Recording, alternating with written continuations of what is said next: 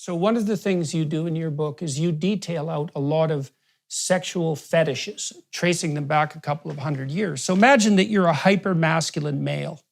Imagine you're a little narcissistic in your masculinity. And let's say there's a part of your psyche that regards that as unbalanced. And so what happens is you start to have fantasies about the value of the contrasexual temperamental virtues. And those would be the feminine ones. But given that you're not very conceptually sophisticated, maybe the way that counterbalancing tendency manifests itself in you is in fantasies of being female. And that fantasies are so damn deep that they actually involve even the sexual impulse. So Carl Jung, who I think thought more deeply about this than anyone else, believed that as we moved through life, and we expanded our personalities, that we would expand them beyond the confines of a rather stereotypical gender identity and incorporate the virtues of the sex that we weren't. So that would mean for women that they would become more emotionally stable and also more disagreeable as they got older. And for men, it would mean that they became more emotionally vulnerable and more compassionate as they got older. At least they would extend their capability into those domains. And that was a necessary part of expansion and maturity. And then if that's forestalled by narcissism, let's say, or even by inability, then the proclivity to develop those contrasexual tendencies would start to manifest itself in the kinds of fantasies that you described as characteristic of the autogynephilic transsexuals. And so then if you think that narcissism is part of what's driving that, right? I'm pushing too hard in the direction that I'm going, and so these fantasies manifest in a compensatory way, that you get a perfect storm. And it's the narcissists who are doing this that insist upon subjective identity and who also, by the way, are perfectly willing to sacrifice children to their own purposes. Absolutely. And two things that you notice when you look at these people are, one, what they're seeing when they look in the mirror is not what you're seeing. They're seeing a fantasy. They're seeing a fantastic version of themselves. But you, who are not in love with this idea of the feminine version of this man, you're seeing something a lot less flattering. And that's very hurtful to them. That's experienced, I think, as a psychic insult. That, because it's like being flipped out of the fantasy. Like if you're in this beautiful fantasy and then someone laughs or someone calls you he, and then that's narcissistic rage is what you see as the response to that. That's right. That's right. It's narcissistic rage at, in many ways, the same level that you'd see in a thwarted 2-year-old. Yes. And it feels like that when you're at the receiving end, I have to say. Yeah, well, that's for sure. I've done both. Exactly, I've felt like both. That. Well, right. And when you see these activists on this front melt down and have a tantrum, especially if you have a clinical eye or you've been a parent, you think, oh my God, like that's exactly what 2-year-olds do. And that's a hell of an early developmental level to be fixated at, Yeah. 2, that's really bad. That's really bad. That shows a real disjunction in psychological development. So it's no wonder this is felt as seriously affecting by the people who are affected, because it's so deep and it involves core issues of identity. And I think it must be felt very differently by a man who's looking at it like you and a woman like me, because it's not just that it's offensive that this man is doing what looks to me like a poor and very parodic imitation of a woman. It's also that I am expected to play along in a way that it really casts me as a supporting actress in my own life. And if I step out of role, the rage that this brings down is absolutely extraordinary. Like, you're acceptable as a woman as long as you're going along with this. And then if you mention any tiny little bit of need that a woman might have, like just one vulnerability that a woman needs that really requires that all males are excluded from somewhere, all males, even the males who identify as women, it's as if you've done the worst thing that it's possible to do. It's like saying to the 2-year-old, go to bed or brush your teeth, or no, you can't have another biscuit. And it's a meltdown. I presume it does feel dreadful to that person, but it's ugly to see it in an adult. So, and this, you talked about this parody element. So let's go into that, because I've noticed this too. A lot of the behavior that I see on the part of people who are aping women, let's say, looks to me like a parody. And I think that part of the reason they get so mad at women who don't play along is because they also have this fantasy of women, femininity, as merely as passive, receptive, all-encompassing, it's kind of the counterpart to the submission element that goes along with dominance and submission play that you often see more hyper masculine men attracted to.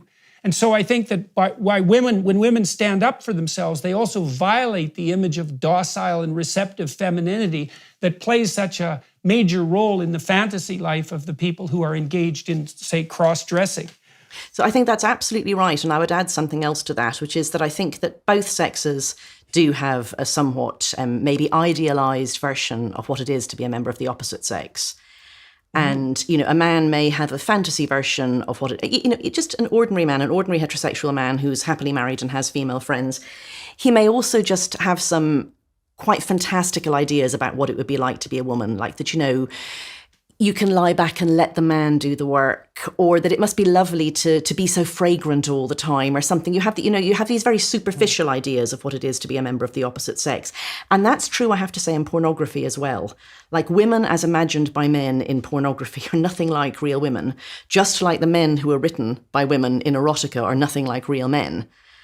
And you see that too in these, what look to me like parodies, but I don't think they're intended to be parodies. They're not meant to be insulting.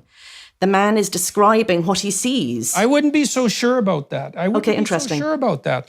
Well, because we also don't know to what degree the vitriol that's directed towards women, that's a consequence of this narcissism, is also a reflection of a genuine hatred.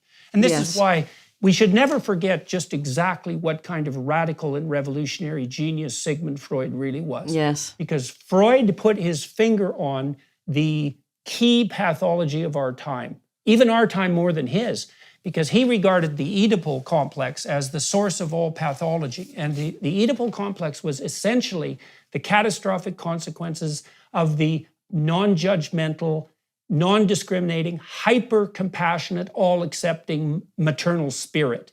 And so Freud's idea was something, and you can think about this biologically too, Freud's idea was something like this, that humans are hyper-dependent, particularly for the first 2 years. But then, because we also have this amazing plastic, socially constructible brain, at least to some degree, we have this immense period of dependence. Now, the risk in that is that because we're so dependent, an excess of compassion is necessary, especially in the first 6 months, because imagine the right response to a human infant under 6 months of age is, you're 100% correct about anything that distresses you 100% of the time, and your needs have to take priority over absolutely everything else. And mothers have to be wired to provide that. Yes. Now, the problem is, so this is why the psychoanalysts, they said, the good mother necessarily fails. And so the mother has this terrible conundrum. She has to be willing to sacrifice herself to this infant fully. But then as the infant matures, she has to sacrifice her own compassion and pull back and start to become harsh and more encouraging and demanding simultaneously. Now, if she has a man along with her, that's easier because it's easier for him to play that role, and that's a cardinal role that the masculine spirit plays. But Freud's point was, well, this protracted period of dependence exposes us to the terrible risk that we never emerge out of infancy. And the terrible devouring mother is a symbol of the person for whom compassion has become a hyper-dominant and devouring force. And that is precisely the political problem of our time.